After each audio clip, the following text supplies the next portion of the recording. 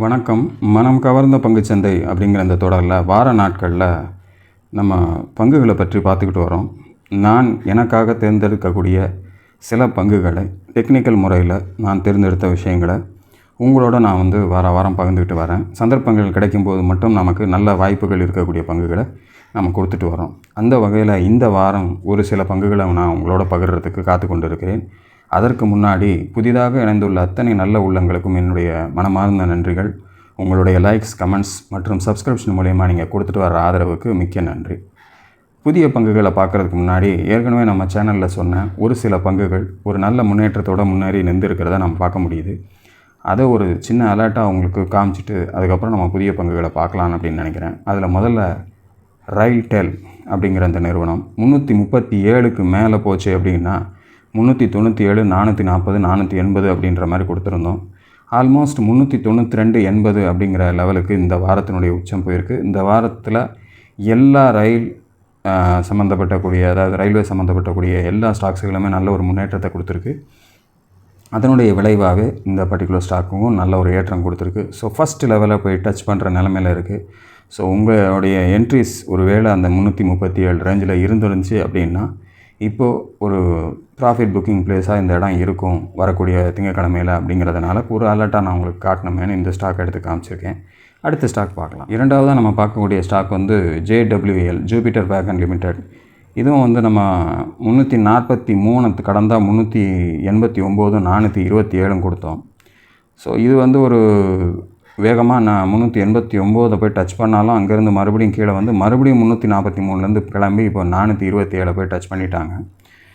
So அந்த ரெண்டு லெவல்ஸுமே இந்த பர்டிகுலர் ஸ்டாக் டச் பண்ணியிருக்கிறதுனால அடுத்த கட்டமாக இந்த 427 கடக்கும்போது அடுத்தடுத்த புதிய உச்சங்களுக்கு போகிறதுக்கு வாய்ப்புகளாக இருக்கலாம். இருந்தாலும் ஒரு கவனத்தோடு நம்ம இருந்து அந்த இடத்துலேருந்து தாண்டுதான்றதை நம்ம பார்க்கணும். தாண்டலை அப்படின்னா மறுபடியும் கீழே வருவதற்கான ஒரு சந்தர்ப்பத்தை கொடுத்துரும் அப்படிங்கிறத மனதில் வச்சுக்கணும். ஏன்னா இந்த உச்சத்துலேருந்து தான் இது திருப்பி கீழே வந்திருக்கு. அப்படின்னும்போது நம்ம கொஞ்சம் கேர்ஃபுல்லாகவே இருக்கிறது நம்ம நல்லது அப்படிங்கிறதுனால நான் சொல்கிறேன். ஒருவேளை 427 கடந்துருச்சு அப்படின்னா இன்னும் புதிய லெவல்ஸாக அடுத்தடுத்து போகிறதுக்கான வாய்ப்புகளை தரலாம். ஸோ கொஞ்சம் கேர்ஃபுல்லாகவே ஹோல்டிங் வச்சுருக்கிறவங்க இந்த இடத்துல கவனத்தோடு இந்த ஸ்டாக்கை வாட்ச் பண்ணி அப்படி ஒரு வேளை திரும்பிடுச்சு அப்படின்னா டக்குன்னு ப்ராஃபிட் புக் பண்ணிக்கிறதுக்கு தயாராக இருங்க அப்படிங்கிறதுக்கு தான் இது ஒரு அலர்ட்டாக எடுத்து போட்டிருக்கேன். அடுத்து ஒரு ஸ்டாக்கை பார்த்தோம். ரைட்ஸ் 286 ரூபா அப்படிங்கிற ரேஞ்சில் முடிஞ்சிருக்கு. நம்ம கீழே 200 சப்போர்ட்டாக வச்சு பை பண்ணுங்கள் அப்படிங்கிற மாதிரி கொடுத்தோம். 251 முதல் லெவலாகவும் 84, அதாவது 284, 308 அடுத்தடுத்த லெவல்ஸாக கொடுத்தோம். இப்போ அந்த 284க்கு மேலேயே போயிடுச்சு. ஒருவேளை அடுத்த வாரம் இந்த வாரத்தினுடைய உச்சத்தை கடக்கும்போது அந்த 308 அடிக்கிறது கூட வாய்ப்புகளாக இருக்கலாம். ஸோ பொசிஷன் வச்சுருக்கிறவங்க இந்த லெவல்ஸை மெயின்டைன் பண்ணி இதுக்கு அடுத்தபடியாக கட் பண்ணி போச்சுன்னா வெயிட் பண்ணி கொடுக்குறதோ இல்லை இந்த இடத்துல ஏதாவது ஒரு 50% கொடுத்துட்டு மிச்சத்தை ஹோல்ட் பண்ணுறதுக்கோ உங்களை நீங்கள் தயார்படுத்திக்கணும் அப்படிங்கிறதுக்காக இதை நம்ம எடுத்து காமிச்சிருக்கோம். இதுவும் ஒரு ரயில்வே ஸ்டாக் அப்படிங்கிறத மனசில் வச்சுக்கோங்க. அடுத்த ஸ்டாக் பார்க்கலாம். தேவயானி இன்டர்நேஷ்னல் லிமிடெட் 135 அந்த சப்போர்ட் லெவல்லேருந்து அது மேலே போகும்போது 168, 189 நம்ம கொடுத்துருந்தோம். இந்த வாரம் ஆல்மோஸ்ட் 190, 50 வரைக்கும் போயிருக்கு. ஸோ ரெண்டாவது லெவலில் அந்த உச்சத்தை தொட்டுட்டு திருப்பி கீழே வந்திருக்கிறாங்க. அதனால் அடுத்து வரக்கூடிய வாரத்தில் இந்த 190 தாண்டி போச்சுன்னா 222ங்கிற லெவலுக்கு போகிறதுக்கு சான்சஸாக இருக்கும். அப்படி இல்லை அப்படின்னா கொஞ்சம் உஷாராகி நம்ம பொசிஷன் வச்சுருந்தோம்னா க்ளோஸ் பண்ணிட்டு வெளில வர்றதுக்கு இந்த 189 ரெசிஸ்டன்ஸ் ரேஸை நம்ம கேர்ஃபுல்லாக வாட்ச் பண்ணி நம்ம அந்த இடத்துல எக்ஸிட் பண்ணிக்கிறதுக்கு தயாராக இருக்கணும். அப்படிங்கிறதுக்காக இந்த பர்டிகுலர் ஸ்டாக்கையும் நான் உங்களுக்கு எடுத்து காமிச்சிருக்கேன். இந்த வாரம் கொஞ்சம் ஒரு 4 ஸ்டாக்காக காமிக்க வேண்டிய சந்தர்ப்பம் இருந்துச்சு, அதனால் எடுத்து காமிச்சிருக்கேன். இதெல்லாம் நல்லா பக்காவாக போயிருக்கு. நம்ம சொன்னது மாதிரி நடந்திருக்குங்கிறதுக்காக காட்டலை, கவனத்தில் கொண்டு வந்திருக்கேன் உங்களுக்கு, அவ்வளோதான். நீங்கள் அதில் முடிவு பண்ணிக்க வேண்டியது உங்களுடைய சாமர்த்தியம். இனி இந்த வாரத்துக்கான புதிய பங்குகள் என்னென்னன்றதை பார்த்துடலாமா? இந்த வாரத்துக்கான முதல் பங்கு மிதானி. இந்த மிதானி அப்படிங்கிறது நம்ம ஏற்கனவே ஒரு தடவை கூட அந்த பர்டிகுலர் பங்கை சொன்னோம். அதுக்கப்புறம் அந்த டார்கெட்ஸ்லாம் போயிட்டு திருப்பி கீழே கிட்டத்தட்ட 225 ரூபாய் வரைக்கும் கீழே வந்துட்டு இப்போ 417 ரூபாயில் க்ளோசிங் போயிருக்கு. நல்ல ஒரு ஏற்றத்தோடு கடந்த சில வாரங்களாக நல்ல ஒரு ஏற்றத்தோடு நல்ல வால்யூமோடு ஏறிக்கிட்டு இருக்குது. அதுவும் குறிப்பாக இந்த வாரம் ஒரு 100 ரூபாய் ஏறிடுச்சு. ஆல்மோஸ்ட் 320லேருந்து 420 வரைக்கும் வந்திருக்கு. என்னை பொறுத்தளவில் என்னன்னா, இந்த இடத்துல ஒரு நல்ல ஒரு ரெசிஸ்டன்ஸ் ஏரியாவாக இருக்கக்கூடிய இடமா இருக்கிறதுனால இந்த இடத்த 423க்கு மேலே இது கடந்து செல்லும்போது அடுத்து ஒரு முக்கியமான ஒரு ரெசிஸ்டன்ஸ் ஏரியா வரைக்கும் போகிறதுக்கான வாய்ப்புகளை தரலாம் அப்படிங்கிற மாதிரி எதிர்பார்க்குறேன். கடந்து சரியான க்ளோசிங் கொடுத்துச்சுன்னா மட்டும் இதில் என்ட்ரி கொடுங்க. அப்படி அது போகும்போது முதல் லெவலாக நமக்கு 477 அப்படிங்கிற முதல் லெவலுக்கு போகிறதுக்கான வாய்ப்புகள் இருக்குது. அதையும் தாண்டி ஒரு ஸ்ட்ராங் க்ளோசிங் கொடுத்தாங்க அப்படின்னா 545 அப்படிங்கிற அடுத்த லெவலுக்கு அது போகிறதுக்கான சந்தர்ப்பத்தை கொடுத்துரும். சரியாக 423க்கு மேலே அடுத்து வரக்கூடிய வாரங்கள் கடக்கும்போது மட்டும் நமக்கு இந்த 2 லெவல்ஸுக்கும் இந்த பர்டிகுலர் ஸ்டாக் போகிறதுக்கான சான்சஸ் இருக்குது. ஸோ பொறுமையாக திங்க் பண்ணி இதனுடைய வேலையை, ஏன்னா இந்த வாரம் நல்லா ஏறி இருக்குது அப்படிங்கிறதுனால அடுத்த வாரம் சட்டுன்னு போகாமல் கூட நின்றுடலாம். கொஞ்சம் 375 வரைக்கும் அப்படி வரலாம் போகலாம். ஆனால் அந்த 423 கடக்கலை அப்படின்னா என்ட்ரி கொடுக்காதீங்க. மிஸ் ஆச்சு அப்படின்னா மறுபடியும் திருப்பி கீழே வர்றதுக்கான வாய்ப்புகளும் கொடுத்துடலாம். அப்படிங்கிறதுனால கொஞ்சம் வாட்ச்ஃபுல்லாகவே இந்த பர்டிகுலர் ஸ்டாக்கில் அடுத்த கட்டத்துக்கு வெளியில் போகும்போது மட்டும் நம்ம கவனமாக இதில் என்ட்ரி கொடுக்கணும் அப்படிங்கிறது தான் என்னுடைய எண்ணம். ஸோ கவனத்தோடு செயல்படுங்க. அடுத்த ஸ்டாக் பார்க்கலாம். இரண்டாவதாக நம்ம பார்க்கக்கூடிய ஸ்டாக் வந்து RVNL. இதுவும் ஒரு ரயில்வே ஸ்டாக் தான். நல்ல ஒரு ஏற்றத்தோட ரயில்வே ஸ்டாக்ஸுகள் இந்த வாரம் போனதுனால இந்த பர்டிகுலர் ஸ்டாக்கை தேர்ந்தெடுத்தேன். 302 நல்ல ஒரு சப்போர்ட் எடுத்து இது திரும்ப இருக்கிறத நம்ம பார்க்க முடிஞ்சுது. இந்த லெவலில் நல்ல ஒரு சப்போர்ட்டாக வச்சு இது மேலே வந்திருக்கிறதுனால 409.60 கொண்டு போய் க்ளோஸ் பண்ணியிருக்காங்க. என்னை பொறுத்தளவில் இது தொடர்ந்து இந்த வாரத்தினுடைய உச்சம் 417 கடக்கும்போது 435 அப்படிங்கிற முதல் லெவலுக்கு ஒரு இன்ட்ரீமாக போகிறதுக்கான சான்சஸ் இருக்குது. அதையும் கடந்து ஒரு ஸ்ட்ராங் க்ளோசிங் கொடுத்தாங்க அப்படின்னா 474ன்ற அடுத்த லெவலுக்கு போகலாம் அப்படிங்கிற மாதிரி இதை திங்க் பண்ணியிருக்கேன். அதையும் தாண்டிச்சு அப்படின்னா 515 அப்படிங்கிற 3வது லெவலுக்கும் போகிறதுக்கு வாய்ப்புகள் அமையும் அப்படிங்கிற மாதிரி தான் இந்த ஸ்டாக்கில் நான் பார்க்குறேன். ஸோ கரெக்டாக இந்த வாரம் தன்னுடைய உச்சத்தை கடந்து இது செல்லும்போது இந்த 3 லெவல்களும் நமக்கு அமையறதுக்கு வாய்ப்புகளாக இருக்கும்.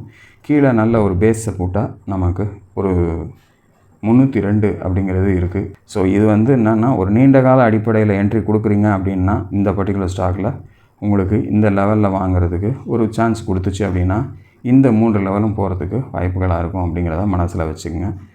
கொஞ்சம் ரிஸ்க்கு இருக்கும், அதே சமயத்தில் ரிவார்டும் நல்லாயிருக்கும் அப்படிங்கிறது தான் அந்த ரயில்வே ஸ்டாக்ஸில் உள்ள ஒரு விஷயம். பட் நம்ம கொஞ்சம் பொறுமையாக ஜாக்கிரதையாக செய்கிறது நல்லது. அடுத்த ஸ்டாக் கிராம்ப்டன் 351 க்ளோசிங். கிட்டத்தட்ட 360 ரூபாய்க்கு மேலே இது சென்றுட்டு சில வாரங்களுக்கு முன்னாடி மறுபடியும் உள்ளே வந்துருச்சு. ஸோ ஒரு ஸ்ட்ராங் க்ளோசிங் 360க்கு மேலே இல்லை.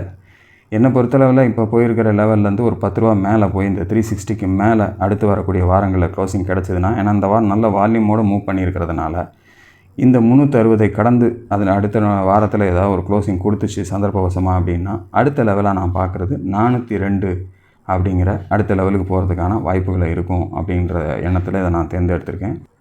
ஸோ 360க்கு மேலே க்ளோசிங் வந்துச்சுன்னா 402 அப்படிங்கிற முதலாவது லெவலுக்கு போகிறதுக்கு வாய்ப்புகளாக இருக்கும்.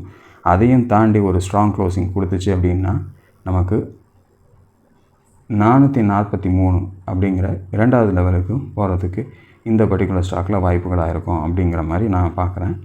அதையும் தாண்டி ஒரு ஸ்ட்ராங் க்ளோசிங் கொடுத்தாங்க அப்படின்னா 485ன்ற 3வது லெவலுக்கும் இந்த பர்டிகுலர் ஸ்டாக்கில் வாய்ப்புகள் அமையும். ஸோ 360க்கு மேலே க்ளோசிங் வருதான்றதை மட்டும் பாருங்கள். ஏன்னா பிகாஸ் இந்த லெவலில் நீங்கள் பார்த்தீங்கன்னா தெரியும், இந்த 360க்கும் 320க்கும் உள்ளே தான் சில வாரங்களாக இது உள்ளே இருந்துக்கிட்டு இருக்கிறத நம்ம பார்க்குறோம். ஸோ இதில் பிரேக் அவுட் ஆச்சு அப்படின்னா இந்த 3 லெவல்ஸுக்கும் நமக்கு அடுத்தடுத்த வாய்ப்புகளை கொடுக்கறதுக்கு இந்த பர்டிகுலர் ஸ்டாக் தயாராக இருக்கும் அப்படிங்கிறத மனதில் வச்சுக்கோங்க. ஒரு முக்கியமான கீழே பேஸ் சப்போர்ட்டாக நம்ம 320 அப்படிங்கிறத இந்த பர்டிகுலர் ஸ்டாக்கில் நம்ம பார்க்கும்போது தெரியுது. ஸோ அதையும் வந்து நீங்கள் ஒரு தடுப்பாக வச்சுக்கிட்டு இந்த பர்டிகுலர் ஸ்டாக்கில் என்ட்ரி கொடுக்கலாம் அப்படிங்கிறதுக்காக இதை நான் தேர்ந்தெடுத்திருக்கேன். ஸோ நீங்களும் உங்களுடைய பர்சனல் ஆராய்ச்சியை இதில் கொண்டு போய் செய்யலாமா வேணாமான்ற முடிவை நீங்கள் தீர்க்கமாக எடுத்து செய்யுங்க. அடுத்த ஸ்டாக் பார்க்கலாம். அடுத்த stock SCI shipping corporation of India அப்படிங்கிற கம்பெனி 188 க்ளோசிங் கொடுத்துருக்கு. 190க்கும் 138க்கும் நடுவில் சில வாரங்களாக இருந்துட்டு இப்போ கிட்டத்தட்ட அந்த 190 நெருங்கியிருக்கு. ஒருவேளை அந்த 190க்கு மேலே வரக்கூடிய வாரங்களில் அதனுடைய க்ளோசிங் கொடுக்கப்பட்டுச்சு அப்படின்னா 245 அப்படிங்கிற அடுத்த இலக்குக்கு அது போகிறதுக்கான வாய்ப்புகள் இருக்குது.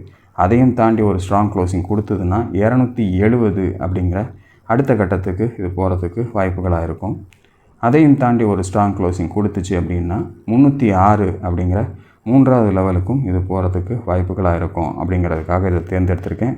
காரணம் உங்களுக்கு தெளிவாக புரியும். கீழே 190க்கும் 140க்கும் அதாவது 138க்கும் நடுவில் சில வாரங்களாக இருந்துட்டு திரும்புது. ஸோ இந்த வாரம் கொஞ்சம் வால்யூமோடு அது போயிருக்கிறதுனால அந்த 190 ஸ்ட்ராங்காக கடந்துச்சுன்னா இந்த பர்டிகுலராக மேலே இருக்கக்கூடிய இந்த ரெசிஸ்டன்ஸ் லெவலுக்கு இது போகிறதுக்கு வாய்ப்புகளாக இருக்கும் அப்படிங்கிறதுக்காக இது தேர்ந்தெடுத்திருக்கேன். ஸோ நீங்களும் ஆராய்ந்து பார்த்து உங்களுக்கு இது பயனுள்ள வகையில் இருக்குன்ற மாதிரி நீங்கள் நினச்சிங்கன்னா உங்களுடைய முதலீட்டை இதில் கொண்டு போங்க. அடுத்த ஸ்டாக் IFCI ₹51.77 க்ளோசிங்.